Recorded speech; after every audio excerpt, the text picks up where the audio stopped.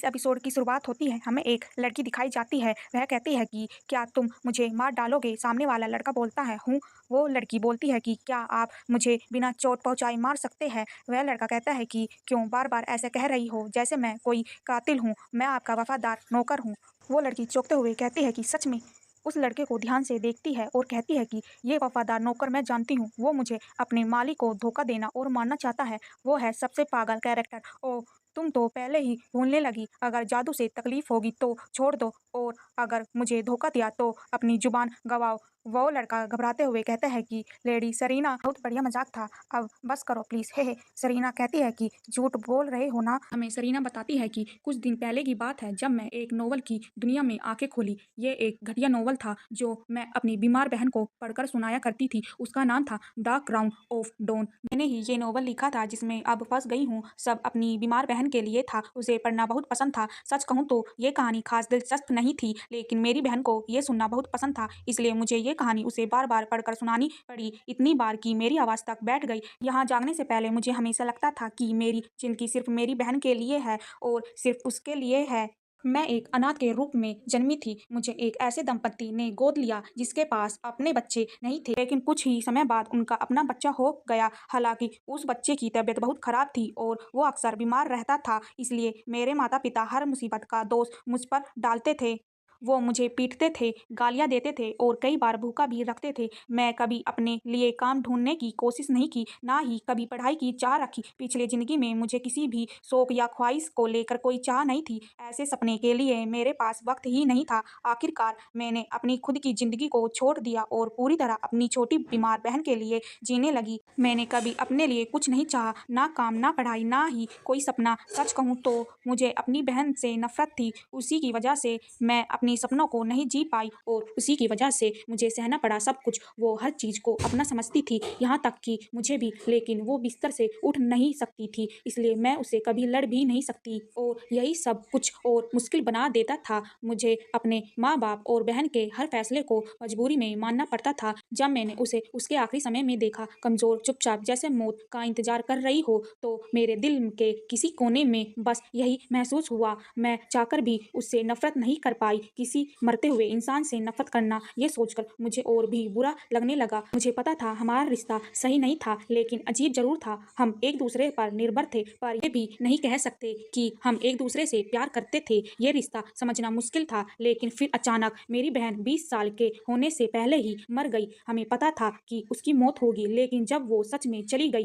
तो जैसे मेरी ज़िंदगी का मकसद ही चला गया, जैसे मेरा काम अब पूरा हो चुका हो। उसके मरते ही मेरे माँ-बाप ने मुझे घर से निकाल दिया। कुछ ही पल में मैं सड़क पर थी। उन्होंने मुझे मजबूर किया कि मैं सड़क पर रहूं, लेकिन मुझे जीने की कोई इच्छा नहीं थी। वह लड़की बिल्डिंग के सबसे ऊपर खड़ी थी और बारिश हो रही थी। वह लड़की कहती है कि मैंने जो कुछ भी किया वो हमेशा अपनी बहन के लिए ही किया। अब मैंने जो कुछ भी किया वो हमेशा अपनी बहन के लिए ही किया। अब जब मेरी जिंदगी का मकसद ही चला गया, तो अब मैं किसके लिए जीऊं? अगर मुझे हमेशा किसी और के लिए ही जीना था, तो फिर मैं पैदा होने का क्या मतलब था? मैं अब थक चुकी हूँ, अब सब खत्म करना चाहती हूँ, बस बिना दर्द के जीना है। इस दर्द भरी जिंदगी से अब बहुत तंग आ चुकी हूँ। मेरी छोटी बहन का चेहरा याद आ रहा है। वो हमेशा पीली सी लगती थी, बस वही एक चेहरा मुझे याद है उसका। अगर मैंने अपनी पूरी जिंदगी उसी के लिए कुर्बान कर दी, तो क्या कम से कम उसकी स्माइल भी याद नहीं होनी चाहिए? क्या उसे वो चेहरा मुझे कभी दिखाना नहीं चाहिए था? सब कुछ अब बहुत हो गया है, बस एक आखिरी कदम और सब कुछ एक पल में खत्म हो जाएगा। इतना कहते ही बिल्डिंग से कूद जाती है। बारिश होती रहती है और बिजली कड़कती रहती है और उसके जूते दिखाई देते हैं। नेक्स्ट सीन में दिखाया जाता है कि आंखें खुलती है, कहती है कि हूँ, दर्द नहीं हुआ क्या? ये वही परोपकार है। एक नौकरानी पर्दे हटा रही होती है और बहुत सारा खाना दिखाते हैं। सेरेना सबको देखते हुए कहती है कि क्या वहाँ इतनी रोशनी होती है? ये सब क्या हो रहा है? तभी एक नौकरानी सेरेना को देखती है और खुशी से चिल्लाते हुए कहती है, लेडी सेरेना, आप आखिर जाग गई। सेरेना के कानों से खून निकलने लगता है। नेक्स्ट सीन में हमें एक बड़ा सा मेंशन दिखाया जाता है। उसके अंदर नौकरानी दिखाई देती है और हमें आवाज़ आती है, क्या आपको कहीं चोट लगी है? नेक्स्ट सीन में हमें सेरेना की फैमिली दिखती है। उसकी मॉम कहती है कि कि तुम्हें सीढ़ियों से गिरे हुए 4 दिन हो चुके हैं और अब तुम आखिरकार होश में आई हो। क्या तुम्हें वो हादसा याद है? उसका भाई बोलता है। सरीना उसके पिता कहते हैं कि अब तुम्हारे लिए बहुत परेशान थे। सरीना उन्हें देखते हुए सोचती है कि ये सब कौन है और ये आवाज़ बार-बार क्यों सुनाई दे रही है। सरीना खांसती है। वे सब घबरा जाते हैं और डरने लगते हैं और कहते हैं। सरीना नेक्स्ट सीन में डॉक्टर परिवार वालों को कहता है कृपया शांत हो जाए। लेडी कुछ दिन बेहोश थी, शायद इसलिए ठीक से बोल नहीं पा रही है। अब सबने तो मुझे डरा ही दिया। सरीना कहती है कि हाँ, ये कैसी हालत है, ये शायद अब दोबारा सो जाना ही बेहतर है। हाँ नींद। नेक्स्ट सीन में सरीना सोचती है कि तो ये आदमी सरीना का बड़ा भाई है। ओ उदास सरीना, आरोन वाइट सेलेना का भाई, क्या ये दोनों मेरे माता पिता है? जान हमारी प्यारी सरीना क्या करेगी? डियर चलो उसे अपने प्यार से बचाए। डुक और डच वाइट सेलेना के माता पिता। और अगर मैं गलत नहीं हूँ तो छलांग लगाने के बाद मैं सलीना बन गई हूँ, वही विलन जिस कहानी को मैं अपनी बीमार बहन को बार बार पढ़कर सुनाया करती थी।